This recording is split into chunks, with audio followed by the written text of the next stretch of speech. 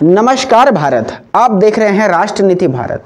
दोस्तों, कल दिल्ली, हिमाचल और गुजरात के रिजल्ट आ गए हैं। दिल्ली का रिजल्ट परसों आया, कल हिमाचल और गुजरात के रिजल्ट आए हैं। परिणाम आपको पता है, फिर भी एक बार दोहरा लेते हैं। आप दिल्ली में जीती, हिमाचल में कांग्रेस जीती और बीजेपी ने गुजरात में परचम लहराया। इसका राजनीतिक संकेत क्या है?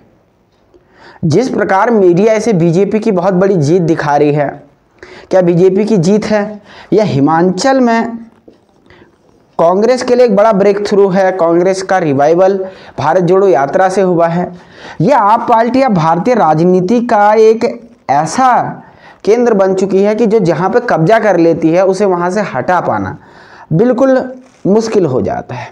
सबसे पहले बात बीजेपी को लेकर के करेंगे। दोस्तों, जितने भी जगह पे चुनाव हुए, गौर करने की बात है कि इन तीनों जगहों पे बीजेपी की सरकारें थी। दिल्ली एमसीडी में, हिमाचल में और गुजरात में। लेकिन बीजेपी की विक्ट्री दिखा रहा है क्योंकि गुजरात सबसे बड़ा किला था प्रधानमंत्री का, वो बच गया है। लेकिन मीडिया में चारों तरफ बीजेपी छाया हुआ है, जबकि टेक्निकली इन तीनों जगह पे शासन बीजेपी का हुआ करता था और बीजेपी के शासन में ही में से केवल 3 में से 1 यानी 33% सक्सेस रेट यहाँ पे बीजेपी का रहा है। इस एंगल से भी इसे देखने की आवश्यकता है, जो मेरा यहाँ पे विश्लेषण कहता है।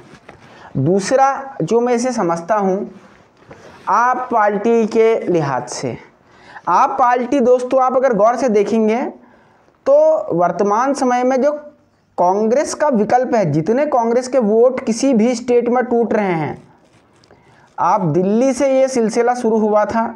सबसे पहले इन लोगों ने दिल्ली के बाद पंजाब को कैप्चर किया। इसके बाद गुजरात में भी कांग्रेस की जो वोटिंग है, कल परसेंटेज, भले सीट इन्हें ज़्यादा नहीं मिली लेकिन अच्छा खासा इनका परसेंटेज तोड़ने में आप पार्टी कामयाब रही। और एक बीजेपी का जो ऑप्शन है, बीजेपी का जो विकल्प नियर फ्यूचर में ऑप्शन नज़र आता है, वो आप पार्टी। कारण मैं बताता हूँ, आज तक कोई ऐसा राज्य, कोई ऐसा इलेक्शन नहीं है जहाँ पर आप पार्टी आ गई हो और उसने अपने आप को हारने दिया हो। दिल्ली में बीजेपी ने लाख कोशिशें कर ली, दिल्ली से आपको नहीं हटा पा रही, मटिया पलित कर दिया। एमसीडी में बीजेपी ने लाख कोशिशें करी, मंत्री उतार दिए, अमित शाह उतर गए, नहीं जीता। पंजाब में बीजेपी तो खैर वहाँ पहले ही नहीं थी, लेकिन कांग्रेस पार्टी को भी साइड कर दिया।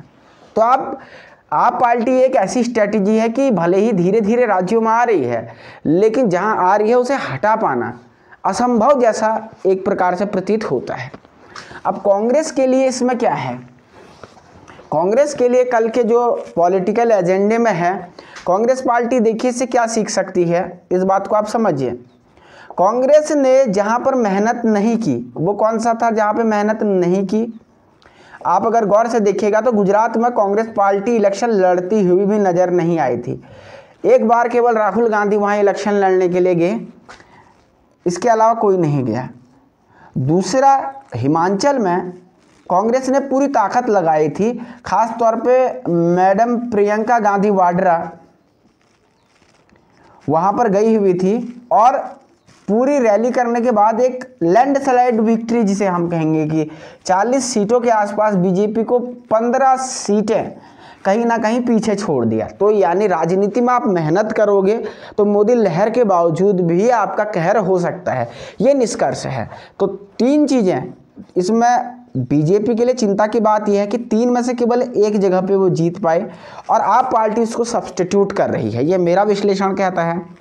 कांग्रेस के लिए एक सीख है कि अगर आप मेहनत करोगे, जैसे आजकल भारत जोड़ो यात्रा कर रहे हैं, हिमाचल में जम के प्रचार किया, तो बीजेपी का विकल्प हो सकता है।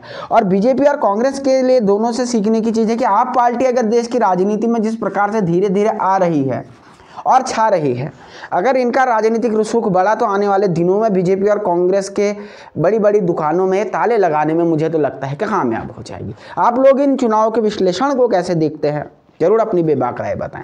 बहुत शुक्रिया, देखते रहें राष्ट्रनीति भारत।